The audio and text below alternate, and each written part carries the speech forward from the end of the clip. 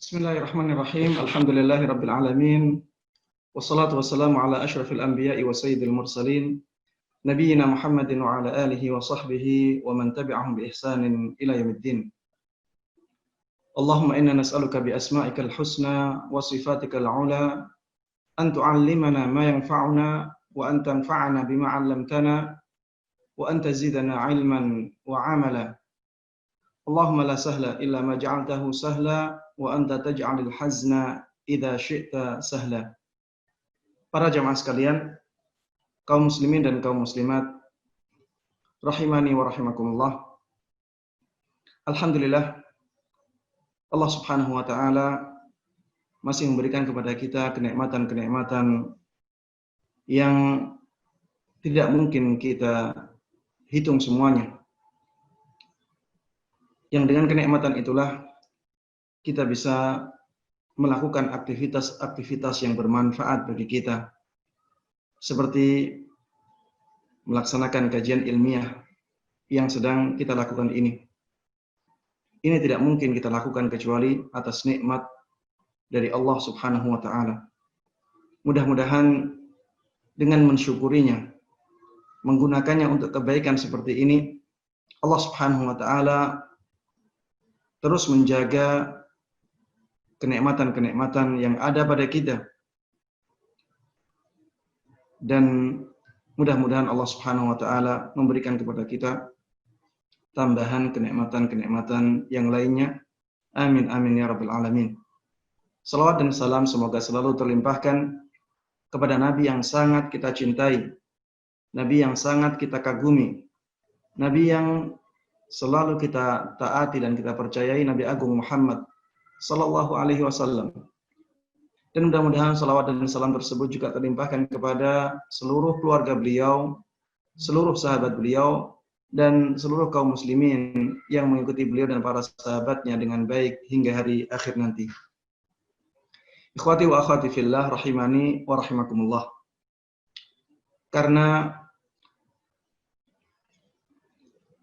waktu ibadah kurban sudah sangat dekat dengan kita, maka ada baiknya kita mempelajari fikih ibadah kurban yang mulia ini. Dan bagi yang sudah pernah mempelajarinya, ada baiknya kita mengulang kembali maklumat-maklumat yang berkaitan dengan fikih ibadah kurban ini. Dan pada kajian tentang fikih ibadah kurban ini, kita akan merujuk ke kitab yang ditulis oleh Syekh Muhammad Ibn Saleh Al-Utsaimin. Beliau punya kitab khusus membahas tentang ibadah kurban dan sembelihan. Ya, beliau pernah menulis kitab tentang ini secara panjang lebar. Beliau sebutkan dalil-dalilnya, beliau sebutkan khilaf di antara para ulama dalam masalah itu. Kemudian setelah itu, ya kira-kira sampai 90-an halaman, ya kitab beliau yang beliau tulis panjang lebar ini. Kemudian setelah itu beliau menulis ringkasannya. Dan yang akan kita kaji adalah ringkasan tersebut. Beliau tulis sendiri juga ringkasan ini. Dan beliau berikan tambahan-tambahan maklumat dari kitab yang sebelumnya. Dan kitab beliau ini beliau beri nama atau judul Talkhis Kitabi Ahkamil Udhiyati Wadzakah. Ringkasan kitab yang membahas tentang hukum-hukum ibadah kurban dan sembelihan. Baik. Poin yang pertama yang akan kita bahas adalah apa definisi dari ibadah kurban, atau dalam bahasa Arabnya biasa disebut al-udhiyah. Dalam bahasa Arabnya disebut al-udhiyah. Di dalam bahasa Indonesia biasa dikenal dengan nama ibadah kurban.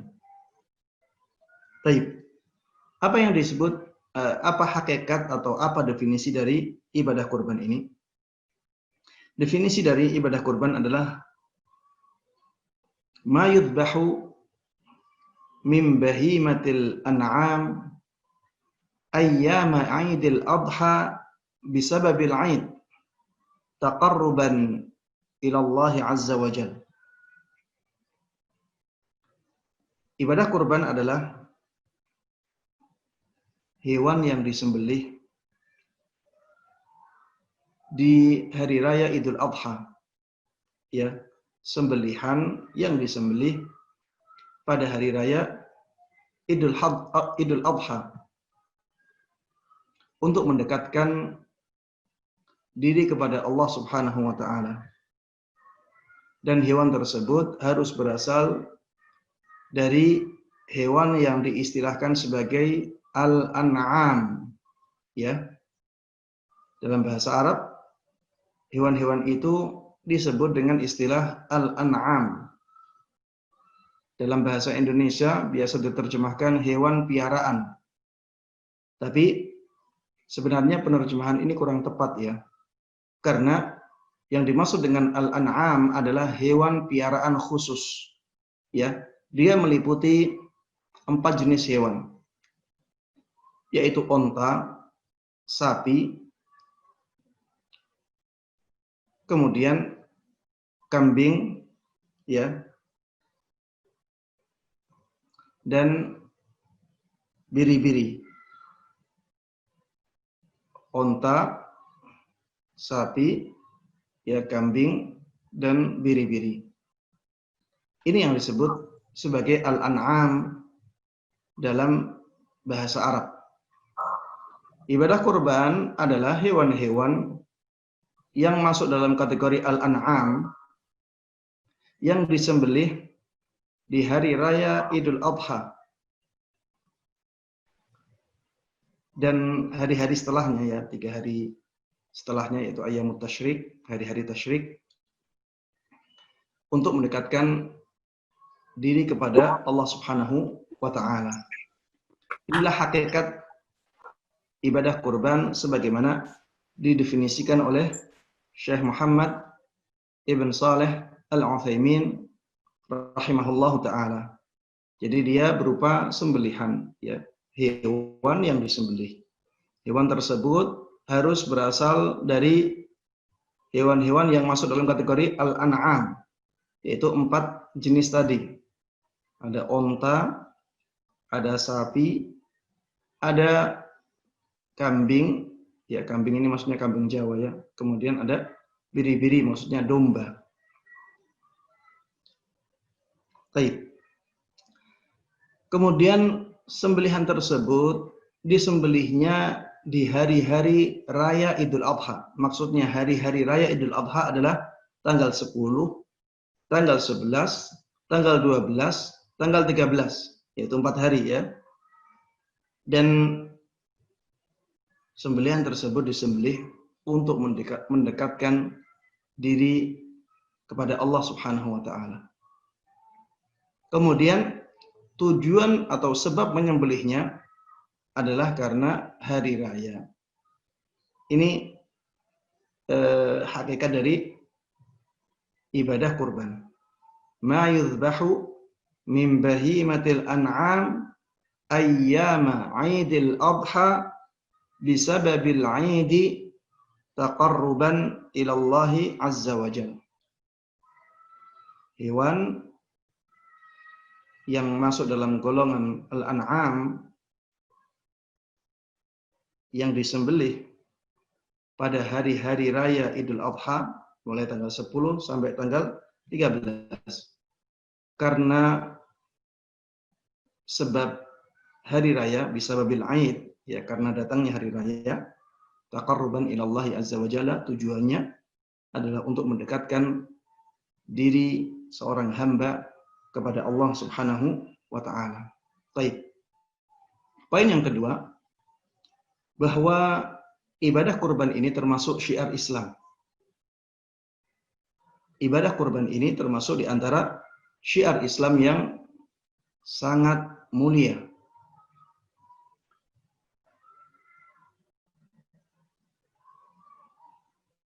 Dan syiar Islam ini telah datang dalil-dalil yang menunjukkan pensyariatannya, baik dalil tersebut dari Al-Quran, Sunnah Nabi Muhammad SAW, maupun ijma' kaum muslimin. Ada dalilnya dari Al-Quran, ada dalilnya dari Sunnah Nabi, ada dalilnya dari ijma' kaum muslimin.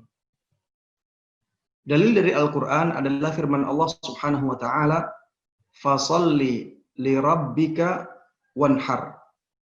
Di dalam surat Al-Kautsar, Allah Subhanahu wa ta'ala mengatakan, "Maka salatlah engkau wahai Muhammad untuk Rabbmu, wanhar, dan menyembelihlah."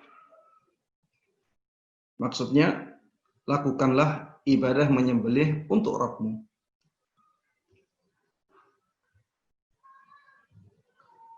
Dan karena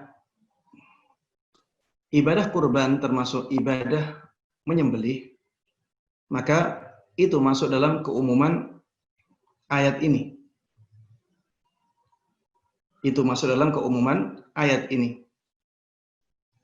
Menyembelih karena Allah Subhanahu wa ta'ala.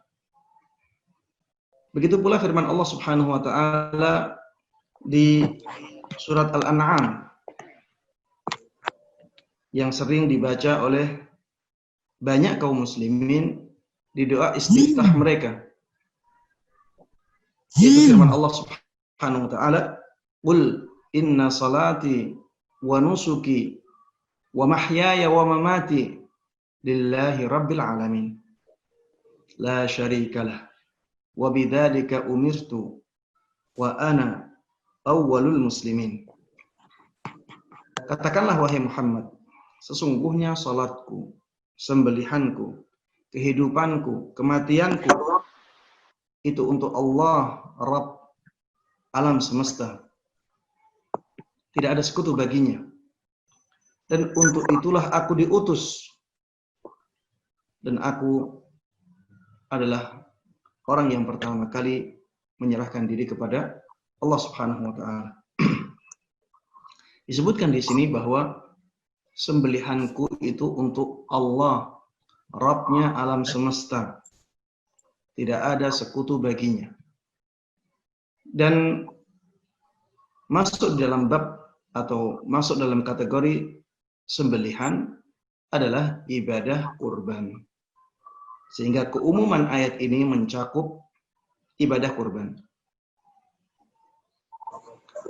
Ini dalil dari Al-Quran yang menunjukkan bahwa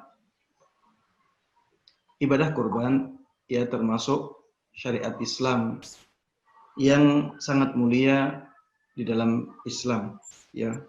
Apalagi dalam surat Al-Kautsar yang kita baca tadi, yang saya baca tadi, "Fasholli li rabbika wanhar." Salatlah untuk Rabbmu dan lakukanlah ibadah menyembelih untuk Rabbmu. Sebagian ulama mengatakan di sini Allah Subhanahu wa ta'ala menyandingkan ibadah kurban dengan ibadah salat. Allah Subhanahu wa ta'ala menyandingkan ibadah kurban dengan ibadah salat. Dan kita tahu ibadah salat sangat mulia sekali. Ibadah salat, ibadah yang sangat diistimewakan oleh Allah Subhanahu wa ta'ala. Cara pensyariatannya dengan cara yang khusus. Rasulullah Sallallahu Alaihi Wasallam diperintahkan untuk menghadap Allah untuk menerima syariat salat, karena syariat ini memang diistimewakan oleh Allah Subhanahu Wa Taala. Kemudian dijadikan rukun Islam yang kedua setelah syahadatain. Orang masuk Islam itu harus membaca syahadatain dulu. Setelah itu, ya, rukun yang kedua adalah rukun salat. Kemudian salat ini sangat dicintai oleh Allah Subhanahu wa ta'ala. Buktinya Allah menginginkan Salat ini dilakukan sampai 50 kali dalam sehari. Namun karena kita umat Muhammad sallallahu alaihi wasallam lemah, ya, kalau 50 kali tentunya tidak akan mampu. Tapi sebenarnya Allah menginginkan kita menjalankan salat ini sampai 50 kali dalam sehari. Itu menunjukkan bahwa Allah Subhanahu wa taala sangat mencintai ibadah salat. Namun karena kita lemah, akhirnya Allah Subhanahu wa taala menjadikan kewajibannya hanya 5 kali. Dan itu pun masih banyak yang bolong-bolong, ya. Masih banyak dari kaum muslimin yang tidak mau menjalankan ibadah salat, ya. Karena memang banyak dari manusia yang lemah menghadapi godaan-godaan syaitan. Baik. Ketika ibadah kurban disandingkan dengan ibadah salat yang sangat istimewa ini menunjukkan ya bahwa ibadah kurban atau ibadah menyembelih ya secara umum itu adalah ibadah yang sangat diistimewakan oleh Allah Subhanahu wa taala. Baik. Ibadah kurban ini juga ditunjukkan oleh sunnah Nabi Muhammad sallallahu alaihi wasallam bahwa ibadah ini memang disyariatkan. Dalilnya diantaranya dari sunnah Nabi Muhammad sallallahu alaihi wasallam. Di Sahih Bukhari dan Sahih Muslim dari sahabat Anas ibn Malik radhiyallahu anhu, beliau mengatakan, "Dhahan Nabiyyu sallallahu alaihi wasallam bikabshaini amlahain. Dzabahahuma biyadihi wa samma wa kabbar." Bahwa Nabi kita Muhammad sallallahu alaihi wasallam pernah berkorban dengan menyembelih 2 domba yang besar, yang cantik. 2 domba yang besar, yang domba tersebut indah. Ya, amlah itu sifat yang indah dalam ya domba, yaitu dengan adanya warna-warna hitam di ujung-ujung kaki. Ya, ada warna hitam di ujung-ujung kaki, kemudian ada warna hitam di bagian khusus di kepala. Ya, intinya ini domba yang tampak indah dan domba tersebut besar. Rasulullah sallallahu alaihi wasallam pernah menyembelih untuk ibadah kurban 2 domba yang besar. Beliau menyembelih keduanya dengan tangan beliau yang mulia. Beliau mengucapkan ya tasmiyah, yaitu bismillah, dan beliau bertakbir. Ya. Ini di sini kata-katanya sama, yaitu mengucapkan tasmiyah. Tasmiyah itu bismillah saja, ya. Kalau basmalah itu bismillahirrahmanirrahim. Kalau tasmiyah itu sampai bismillah saja. Jadi ketika kita menyembelih itu yang pas adalah dengan mengucapkan tasmiyah, dengan membaca tasmiyah, bukan membaca basmalah. Walaupun dua-duanya dibolehkan, ya, dua-duanya dibolehkan. Tapi yang lebih tepat adalah membaca tasmiyah saja. Bismillah, kemudian Allahu Akbar. Rasulullah sallallahu alaihi wasallam sebagaimana disebutkan oleh sahabat Anas ibn Malik radhiyallahu anhu dahulu melakukannya demikian. Beliau membaca tasmiyah dan membaca takbir. Ya, hadis ini menunjukkan bahwa ibadah kurban itu disyariatkan karena Rasulullah sallallahu alaihi wasallam memberikan contoh ibadah ini kepada umatnya. Bahkan tidak hanya 1 domba, tidak hanya domba yang kecil. Beliau menyembelih 2 domba dan dua-duanya domba-domba yang besar.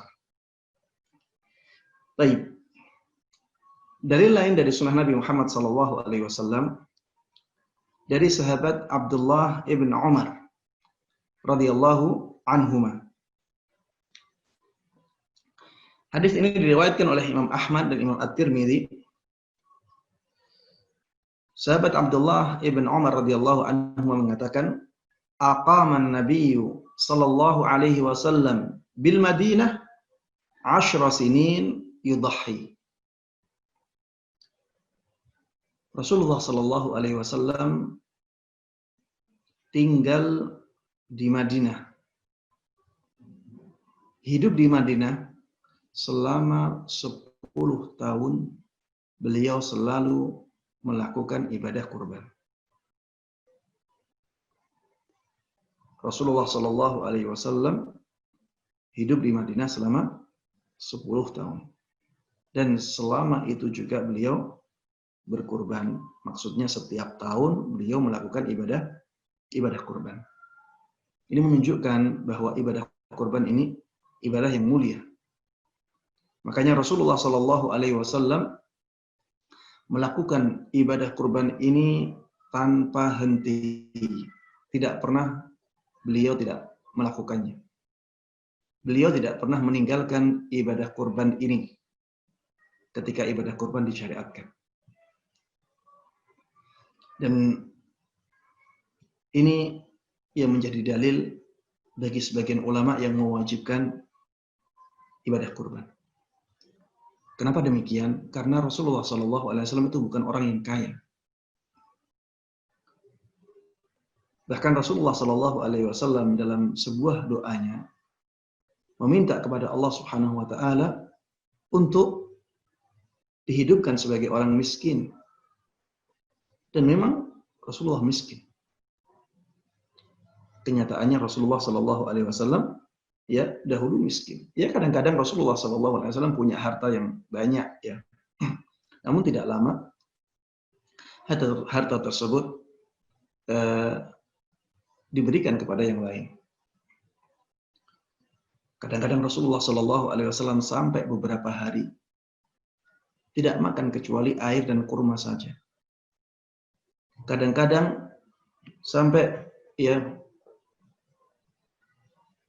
dapur Rasulullah SAW tidak menyala sampai berbulan-bulan. Dan ini ya dalil-dalil yang menunjukkan kesahajaan kehidupan Rasulullah SAW itu sangat banyak sekali. Meskipun beliau miskin, kehidupan beliau sangat bersahaja, sangat sederhana. Beliau tetap berusaha untuk selalu melakukan ibadah kurban. Tidak seperti ya beberapa orang atau banyak orang di zaman ini. Banyak harta, tapi malas melakukan ibadah kurban. Mudah-mudahan Allah Subhanahu Wa Taala mengubah keadaan ini. Kalau beli motor bisa. Padahal motor di zaman ini bisa untuk beli sapi. Tapi ketika datang waktu ibadah kurban, tidak melakukan ibadah kurban. Bahkan di zaman ini, ya ada orang-orang yang semangat beli sepeda untuk goes, yang pada asalnya bukan ibadah. Dan sepedanya, ya sampai ada yang 5 juta, ada yang 10 juta, ada yang lebih dari itu. Ketika datang waktu ibadah kurban, tidak melakukan ibadah kurban. Sangat berbalik dengan keadaan Rasulullah Sallallahu Alaihi Wasallam. Rasulullah Sallallahu Alaihi Wasallam kehidupannya sangat bersahaja, tapi beliau selalu berusaha untuk melakukan ibadah kurban ketika datang waktunya. Baik, intinya hadis ini menunjukkan bahwa ibadah kurban itu ibadah yang disyariatkan. Baik. Begitu pula dengan kenyataan para sahabat Nabi Muhammad SAW yang mereka banyak melakukan ibadah kurban. Ya, mereka banyak melakukan ibadah kurban. Walaupun kadang-kadang ya disebutkan dalam sebuah athar, kadang-kadang sahabat Abu Bakar dan sahabat Umar radhiyallahu anhuma ya kadang-kadang keduanya meninggalkan ibadah kurban. Ketika ditanya, "Mengapa engkau wahai sahabat Abu Bakar dan sahabat Umar meninggalkan ibadah kurban?" Ketika ditanya seperti ini jawabannya, "Aku khawatir nantinya kaum muslimin menganggap ibadah kurban itu wajib." Karena ada kekhawatiran itu, ya, maka akhirnya kedua sahabat yang sangat mulia ini ya kadang-kadang meninggalkan ibadah kurban. Baik. Dalil yang ketiga adalah dalil ijma' kaum muslimin, ya, bahwa kaum muslimin telah sepakat akan disyariatkannya ibadah kurban.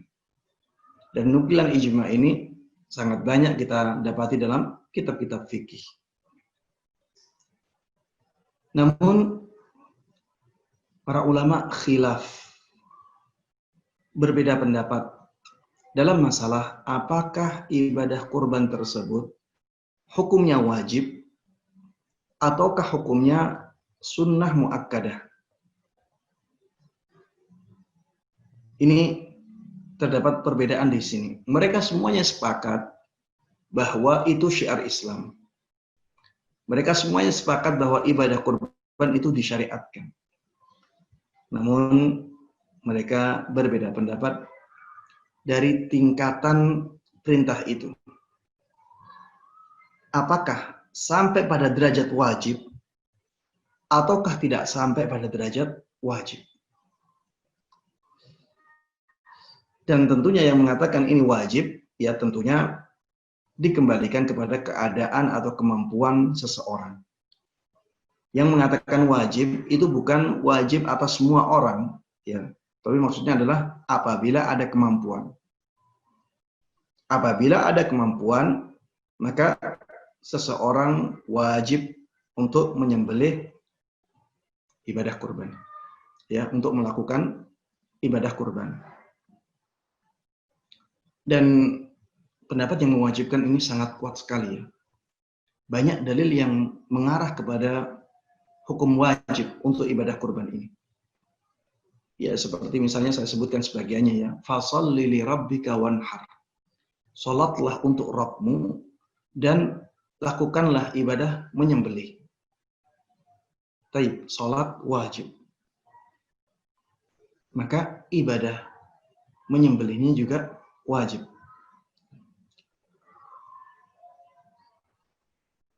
Dan di situ, ya, redaksinya redaksi perintah.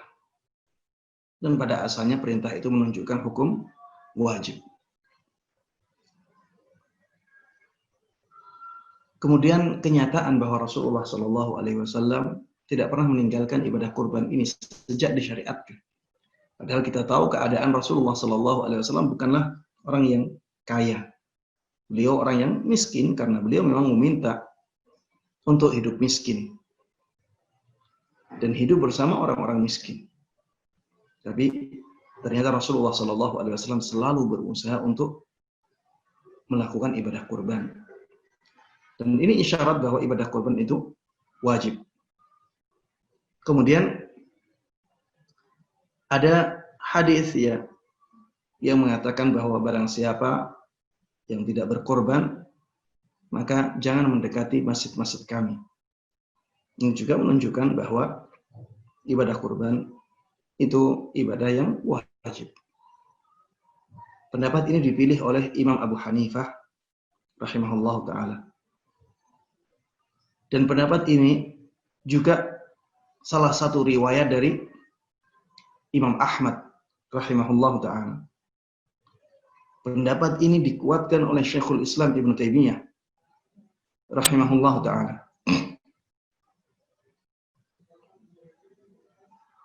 Dan Syekh Muhammad Ibn Shalih Al-Utsaimin ya, dalam Syarhul Mumti', kitab Asy-Syarhul Mumti', juga dalam kitab beliau Ahkam Al-Udhiyati wa Dzakah yang tadi saya sebut ya, sampai 90 lebih halamannya ya. Beliau ulas ya dalil dari kedua pendapat ini. Dan beliau mengatakan bahwa dalil yang menunjukkan wajibnya ibadah kurban ini sangat kuat. Namun beliau dalam tarjihnya, dalam fatwa beliau mengatakan bahwa ibadah kurban ini sunnah muakkadah. Ya, ibadah kurban ini sunnah muakkadah, dan itu pendapat yang dipilih oleh Imam Malik rahimahullahu taala, Imam Syafi'i rahimahullahu taala, dan itu pendapat yang mu'tamad dalam mazhab Hambali. Dan yang menjadi penguat pendapat ini adalah perbuatan dari dua sahabat Nabi yang paling mulia, yaitu sahabat Abu Bakar dan sahabat Umar radhiyallahu anhuma. Ternyata keduanya melihat bahwa ibadah ini bukanlah ibadah wajib, oleh karenanya keduanya kadang-kadang meninggalkan ibadah kurban ini hanya untuk menjelaskan kepada kaum muslimin akan tidak wajibnya ibadah ini. Mereka berdua khawatir apabila kaum muslimin menganggap ini sebagai ibadah yang wajib. Namun ya, ulama yang mewajibkan bisa dengan mudah membantah dalil yang seperti ini dengan mengatakan hadits Nabi Muhammad SAW yang menunjukkan wajibnya ibadah kurban harusnya lebih didahulukan daripada perbuatan dua sahabat yang paling mulia ini, karena tidak ada yang lebih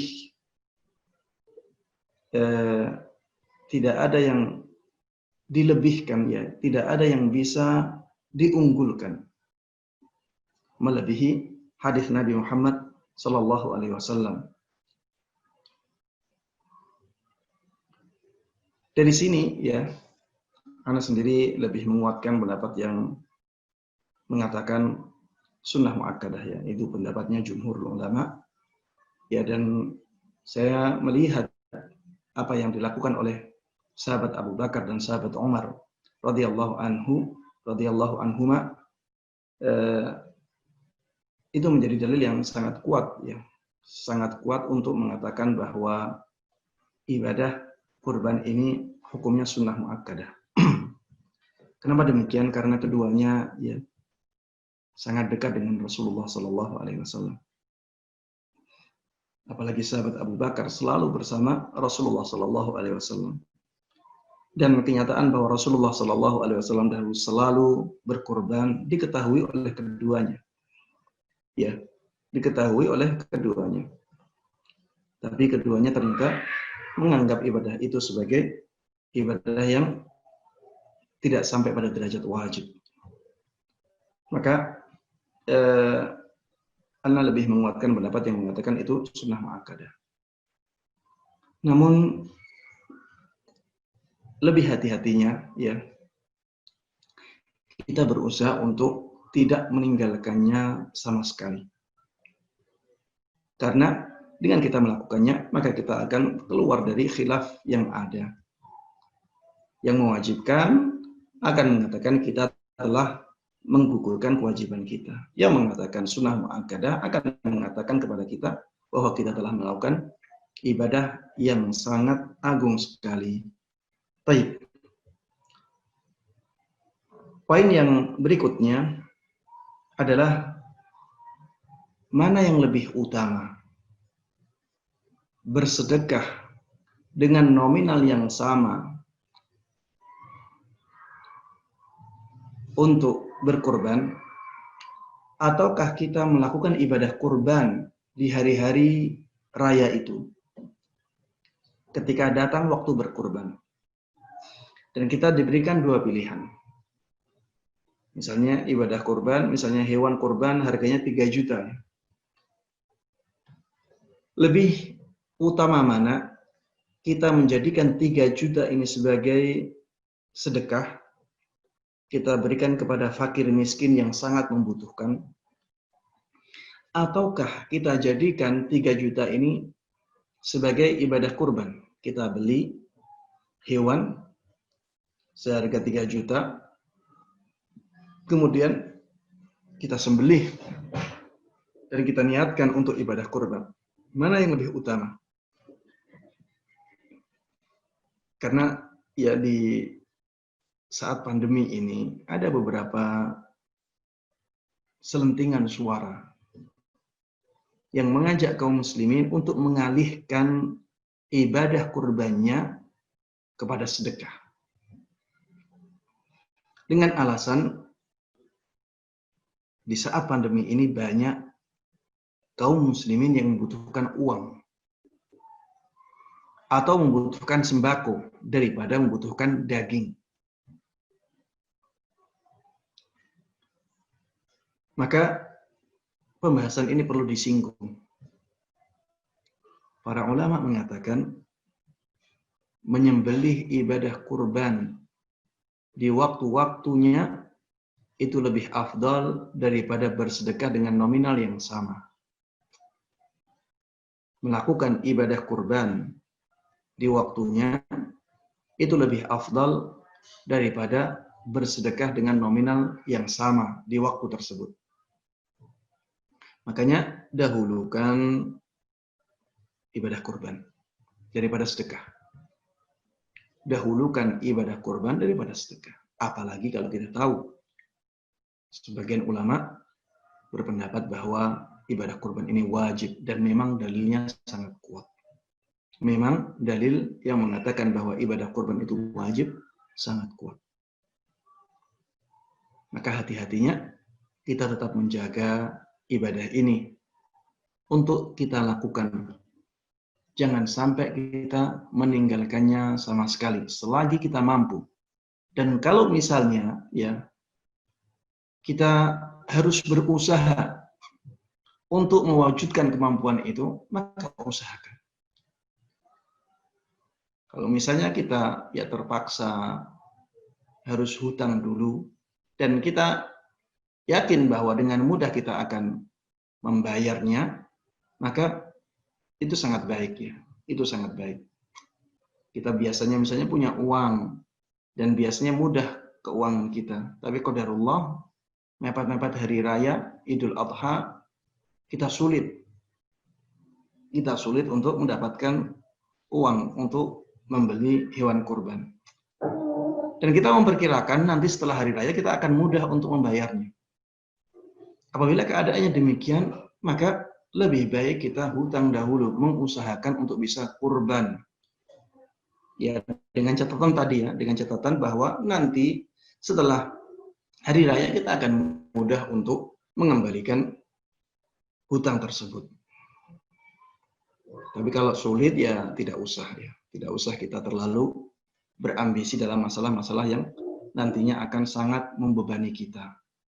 Kalau tidak membebani kita ya atau bebannya itu tidak terlalu ya maka usahalah untuk berhutang dahulu kemudian menyembelih hewan kurban tersebut. Baik. Mengapa melakukan ibadah kurban di waktunya itu lebih mulia, lebih utama daripada bersedekah dengan nominal yang sama? Dikatakan oleh Syekh Muhammad ibn Salih al-Utsaimin rahimahullahu taala dalam kitab ini, alasannya adalah li'anna dzalika amalun nabiy sallallahu alaihi wasallam wal muslimina ma'ah. Karena itu adalah amalan yang dicontohkan oleh Nabi Muhammad sallallahu alaihi wasallam dan kaum muslimin yang bersama beliau ketika itu. Ini alasan yang pertama. Alasan yang kedua, wali anna dzabha min sya'airillahi ta'ala.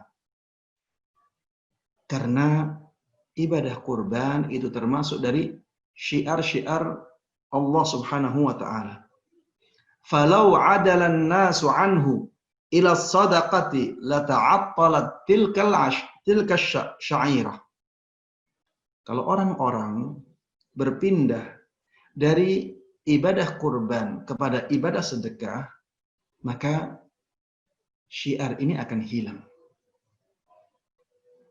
Padahal ibadah kurban ini syiarnya Allah Subhanahu wa taala.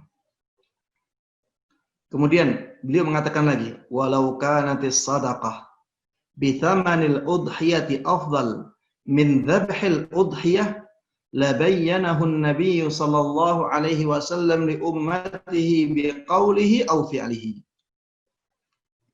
Seandainya bersedekah dengan nominal yang sama dengan biaya ibadah kurban itu lebih afdal, tentunya Rasulullah Shallallahu Alaihi Wasallam akan memberikan penjelasan mengenai hal itu kepada umatnya, baik dengan ucapan-ucapan beliau ataupun dengan perbuatan beliau. Tapi ternyata hal itu tidak beliau lakukan. Ini menunjukkan bahwa ibadah kurban jauh lebih utama untuk dilakukan daripada bersedekah dengan nominal yang sama. Dan ini dikuatkan dengan kasus yang terjadi di zaman Nabi Muhammad SAW. Syekh Muhammad ibn Saleh Al-Utsaimin rahimahullah ta'ala mengatakan, walaqad asaban nasa maja'atun fi ahdin Nabi sallallahu alaihi wasallam. Pernah terjadi paceklik di zaman Nabi Muhammad sallallahu alaihi wasallam. Ketika itu orang-orang lebih membutuhkan uang mungkin ya, atau lebih membutuhkan sembako daripada daging. Tapi apa kata Rasulullah sallallahu alaihi wasallam? Beliau mengatakan, man dhahha minkum fala yusbihanna ba'da thalithatin fi baitihi syai'un. Dia mengatakan, kalau ada yang melakukan ibadah kurban dari kalian, maka jangan sampai di hari ketiga ada sisanya di rumahnya. Maksudnya jangan sampai dia menyimpan daging hasil kurbannya lebih dari 3 hari di rumahnya. Kenapa? Agar kaum muslimin punya semangat untuk menghabiskan daging hasil hewan kurbannya tersebut kepada kaum muslimin, karena mereka sedang dalam masa paceklik. Ya. Rasulullah Shallallahu Alaihi Wasallam di sini beliau tidak mengarahkan orang-orang untuk meninggalkan ibadah kurban, tapi beliau menganjurkan ya orang-orang untuk bersegera dalam membagi hasil dari hewan kurbannya tersebut. Beliau tidak berusaha untuk mengarahkan orang-orang membagi sedekah misalnya. Tapi beliau berusaha untuk mengatur bagaimana hasil hewan kurban tersebut bisa didistribusikan kepada kaum muslimin. Seandainya bersedekah dengan nominal yang sama untuk menyembelih kurban itu lebih afdal, tentunya Rasulullah Sallallahu Alaihi Wasallam akan menganjurkan orang-orang untuk bersedekah di hari itu atau di zaman itu.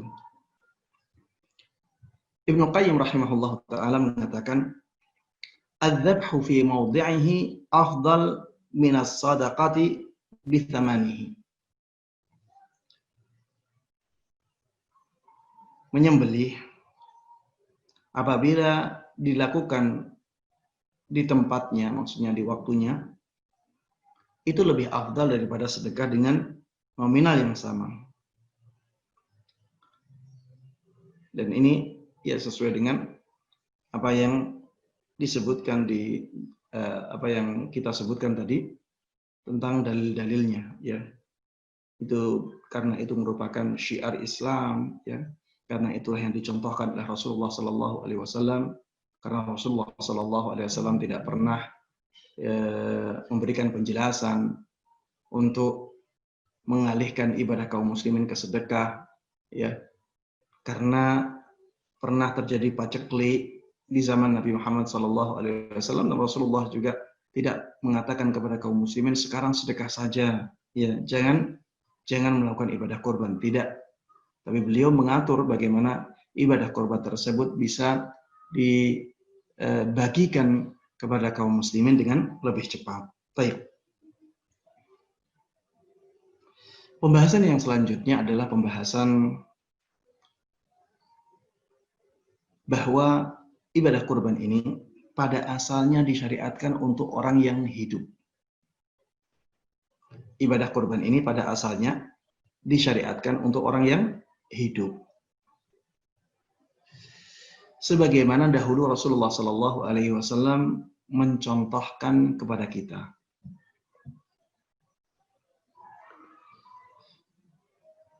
Oleh karenanya, harusnya kita dalam melakukan ibadah kurban juga demikian. Kita lebih mementingkan untuk berkurban untuk orang-orang yang hidup, untuk diri kita, untuk keluarga kita.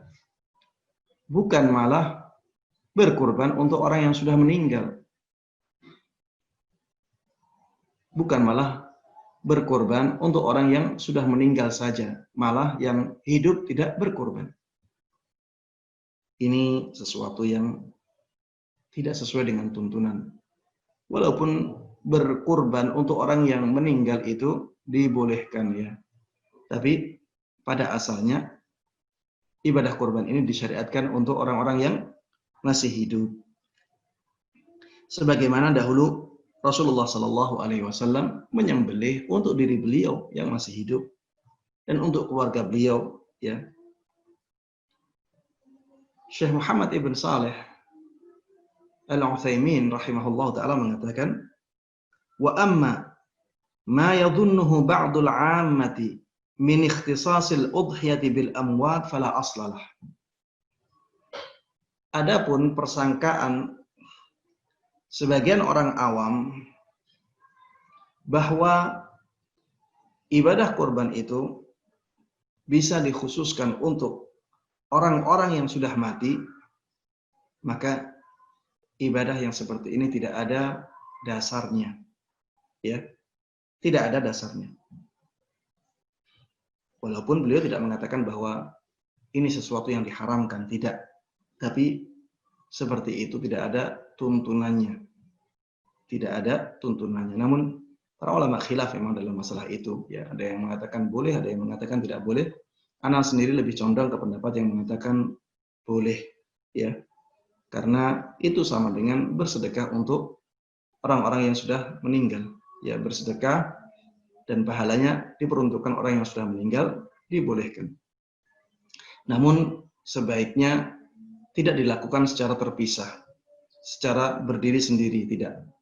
Tapi sebaiknya kita lakukan seperti yang dilakukan oleh Rasulullah Sallallahu Alaihi Wasallam. Syekh Utsaimin rahimahullah taala di sini mengatakan bahwa ibadah kurban untuk orang yang meninggal itu dibolehkan, tapi dalam 3 keadaan, ya. Dalam 3 keadaan.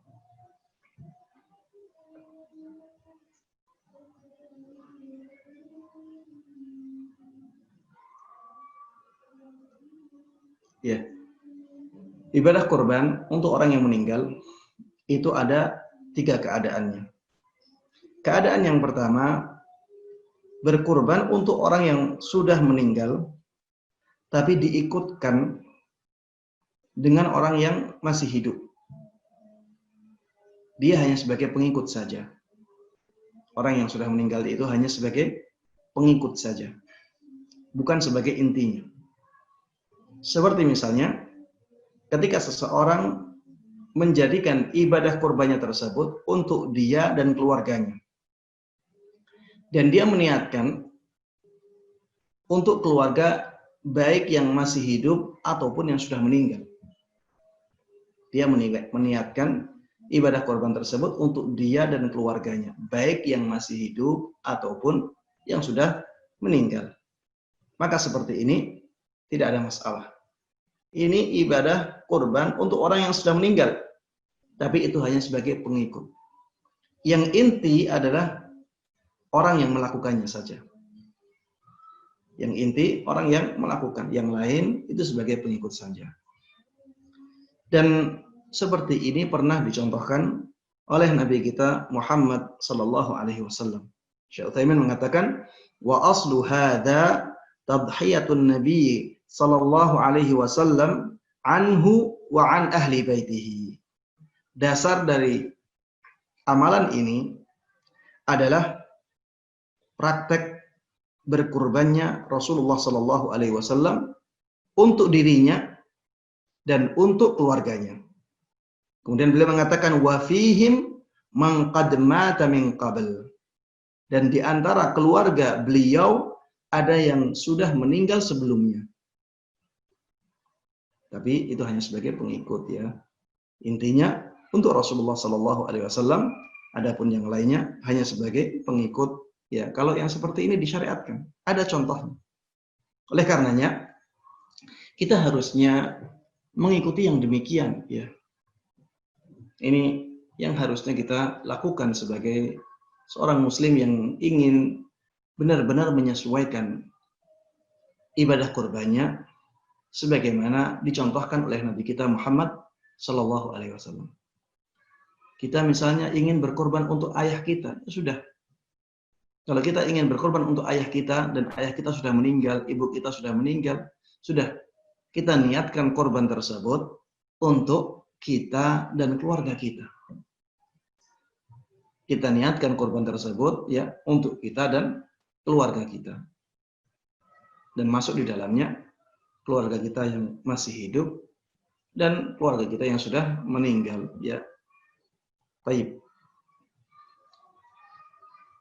Yang kedua, keadaan yang kedua yaitu berkorban untuk mayit, untuk orang yang sudah meninggal, tapi karena orang yang sudah meninggal tersebut pernah berwasiat.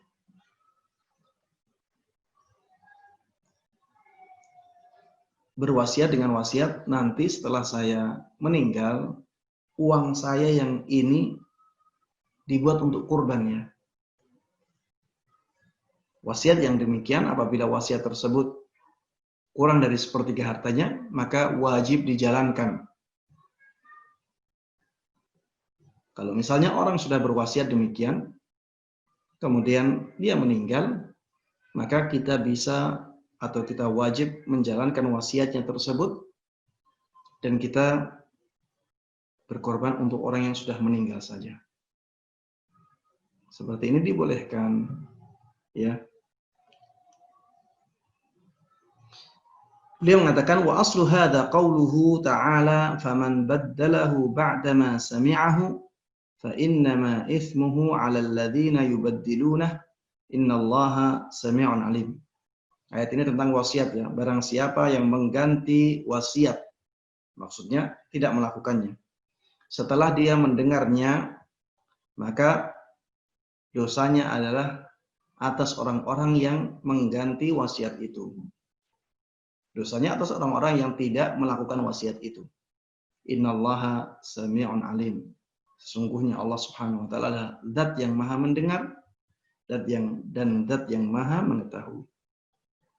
Kalau ada orang yang sebelum meninggalnya berwasiat, uangku ini nanti untuk menyembelih hewan kurban. Kemudian setelah itu meninggal, maka ahli warisnya atau orang yang mendengarkan wasiat itu harus menunaikan wasiat itu.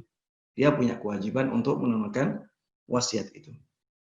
Dan Allah Subhanahu wa taala Maha mendengar segala sesuatu ya dan Maha mengetahui segala sesuatu. Baik. Keadaan yang ketiga, menyembelih atau berkurban untuk orang-orang yang sudah meninggal tabarru'an, sebagai bentuk sedekah, mustaqillina 'anil ahya, dan sebagai ibadah yang berdiri sendiri, hanya untuk orang yang sudah meninggal saja. Fahadhihi jaizah. Syekh Utsaimin mengatakan seperti ini dibolehkan. Ya. Ini tarjih beliau. Ada ulama yang tidak membolehkan, tapi beliau membolehkan. Karena beliau memasukkannya ke sedekah. Waqad nassa fuqaha'ul Hanabilah ala anna thawabaha yasilu ilal mayyit wa yantafi'u biha qiyasan ala sadaqati anhu.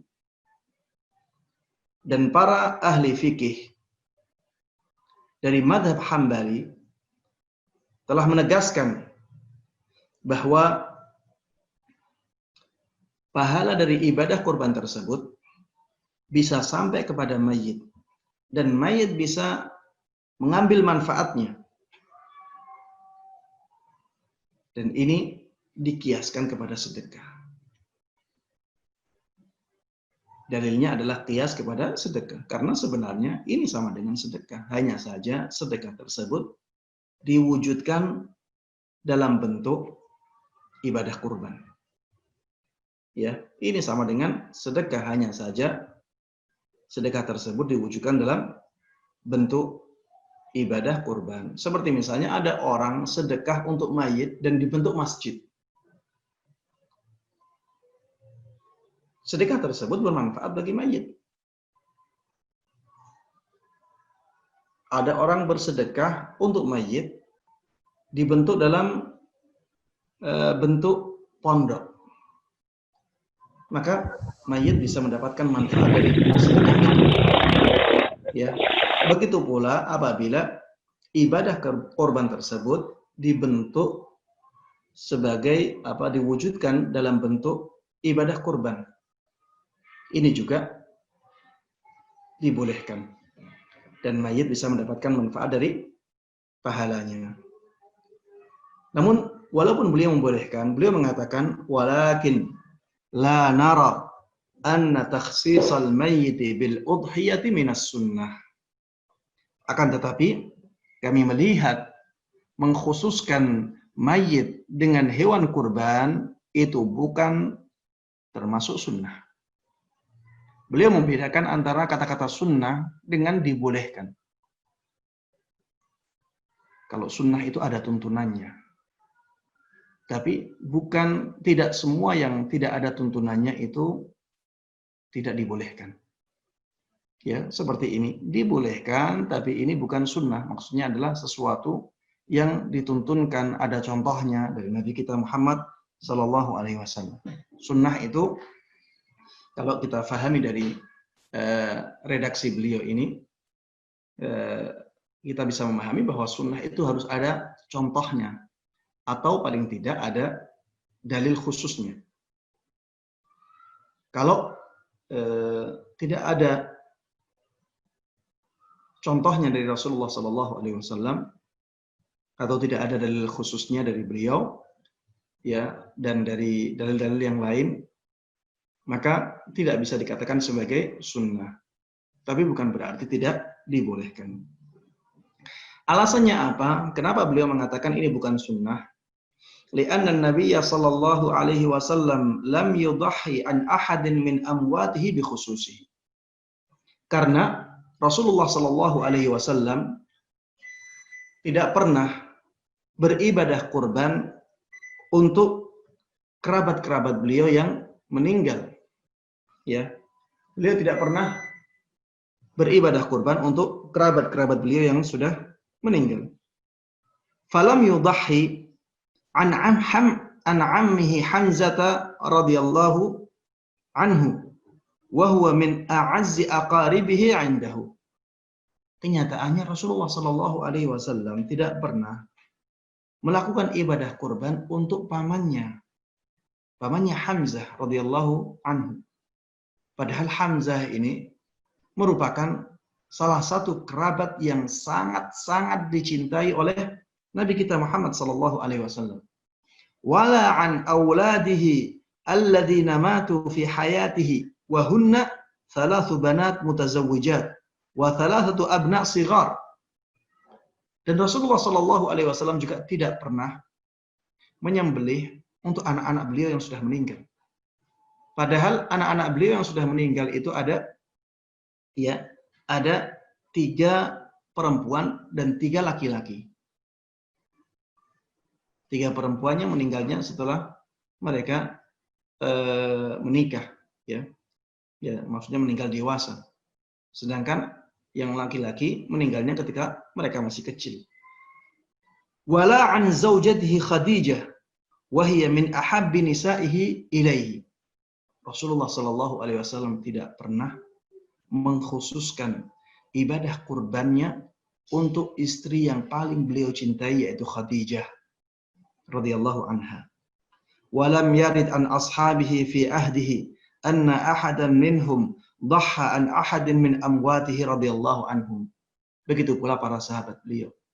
Tidak dinukil dari seorang pun dari mereka pernah mengkhususkan ibadah kurbannya untuk orang yang sudah meninggal, ya. Dari sini beliau berkesimpulan bahwa ibadah kurban, ya, itu pada asalnya untuk orang yang masih hidup. Adapun untuk orang yang sudah meninggal, maka ini dibolehkan karena dikiaskan kepada sedekah. Tapi karena Rasulullah Shallallahu Alaihi Wasallam dan para sahabatnya tidak memberikan contoh seperti itu, maka ya beliau katakan itu bukan sunnah. Beliau katakan itu bukan sunnah. Kalau kita ingin, ya, maka jadikan orang-orang yang sudah meninggal dari kerabat-kerabat kita sebagai pengikut saja, dengan mengatakan seperti yang dikatakan oleh Rasulullah Shallallahu Alaihi Wasallam, ya, bahwa ibadah korban tersebut untuk dirinya dan untuk keluarganya. Sudah, untuk dirinya dan untuk keluarganya, baik yang sudah meninggal, baik yang masih hidup ataupun yang sudah meninggal. Jangan sampai kita mengikuti orang-orang di zaman ini, ya. Sebagian orang di zaman ini, banyak dari mereka yang menyembelih kurban untuk orang yang sudah meninggal saja, mengkhususkan ibadah kurban untuk orang yang sudah meninggal saja.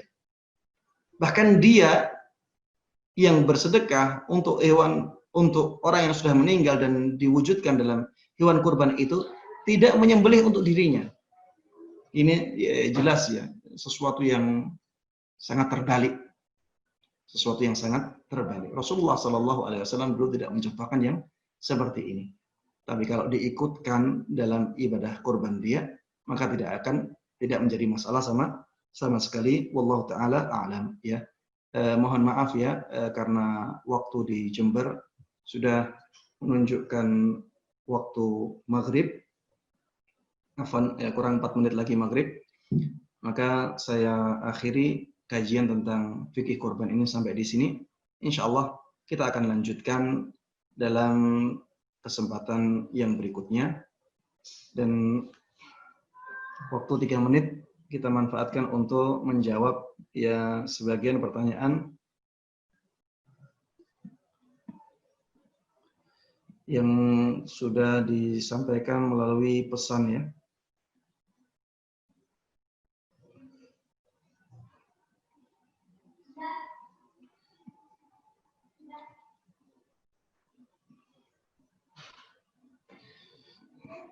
Baik. Ada pertanyaan, mana yang lebih utama untuk melaksanakan kurban? Di masjid suatu organisasi yang dekat rumah karena permintaan orang tua, namun banyak penduduknya sudah berkecukupan atau yang miskin sedikit. Ataukah di yayasan Salafi Sunnah tapi jauh dari tempat tinggal, namun bermanfaat untuk dakwah di sekitar yayasan tersebut? Iya. Pada asalnya menyembelih itu sebaiknya di tempat kita tinggal. Pada asalnya demikian. Pada asalnya menyembelih itu afdalnya di tempat kita hidup. Karena ya kalau kita melaksanakannya di tempat kita hidup ya, akan menjadikan syiar Islam di tempat kita hidup menjadi ramai, ya menjadi hidup. Dan orang-orang tidak bersuudzon kepada kita. Kalau misalnya kita orang yang mampu kemudian tidak terlihat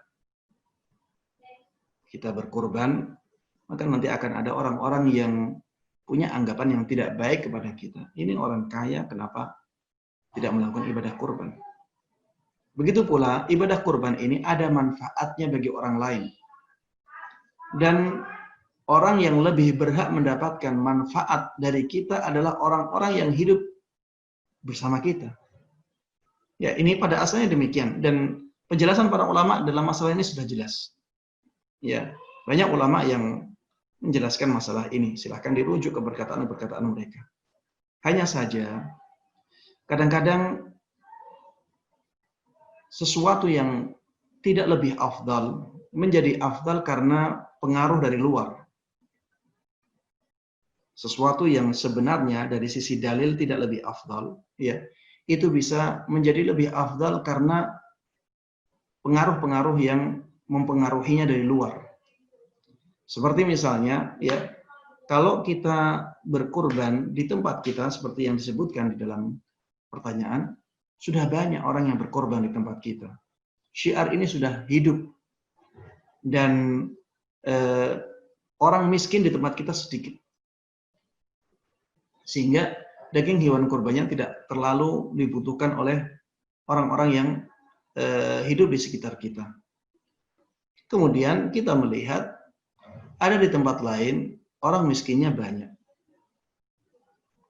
Kemudian kalau kita korban di tempat tersebut akan membantu dakwah sunnah di tempat itu untuk berkembang lebih pesat, ya, dan diterima oleh masyarakat.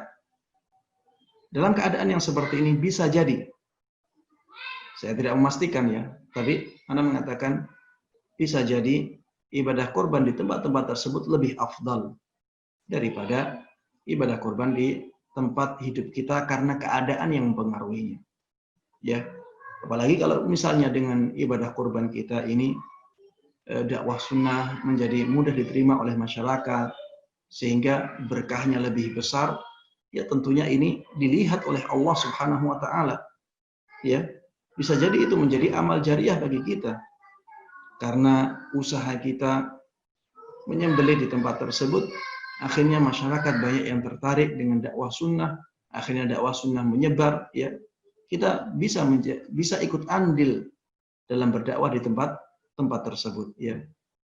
Mungkin saja dan bisa jadi ibadah korban di tempat-tempat tersebut, ya, yang membutuhkan dakwah sunnah lebih utama dan lebih besar pahalanya, ya. Wallahu taala alam. Karena waktu sudah masuk waktu maghrib, ya, mohon maaf banyak pertanyaan yang tidak bisa saya jawab, ya, karena keterbatasan ilmu ana dan juga keterbatasan waktu. Saya tutup kajian ini sampai di sini. Mudah-mudahan kita bisa bertemu lagi di majelis berikutnya. Amin amin ya rabbal alamin. Mari kita tutup kajian dengan doa kafaratul majlis. Subhanakallahumma wa bihamdik asyhadu an la ilaha illa anta astaghfiruka wa atubu ilaik. Assalamualaikum warahmatullahi wabarakatuh.